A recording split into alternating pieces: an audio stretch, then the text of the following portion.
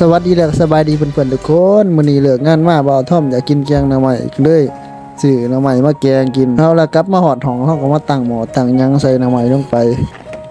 ใส่หมูน้ำพร้อมเด้อมื้อนี้นี่ใส่บักพร้อม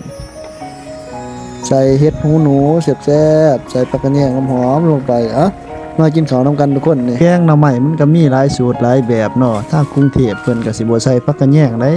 สิใส่ผักอีตูหัวทิ้งไข่ว่าซั่นทางบ้านเฮาแล้วมันใส่ผักกระเนียงนั้นจังหอมจังแซ่บขาดตัวนี้มันบ่ได้เลยแกงหน่อไม้บ้านเฮานี่ขาดผักกระเนียงไปนี่โอ้ยสำเร็จลงทงให้ซื่อๆก็บ่กินมาแซ่บๆนำกันเด้อพี่น้องรอบดึกมาแซ่บๆนำกันพี่น้องแกงหน่อไม้รอบดึกบ่เว้าหลายยายห่างกินแล้วก็สินอนพักผ่อนเอาเหือเอาแห้งเฮ็ดงานมื้อต่อไปแนวนี้แหละชีวิตในกรุงเทพเฮาก็สิประมาณนี้เนาะทุกคนก็ฝากกดไลค์กดติดตามบ่าวทอมไปเด้อเป็นกำลังใจให้แหน่พี่น้องเอ้ยกดไลค์กดติดตามไปแหน่ขอบใจเบิดทุกคน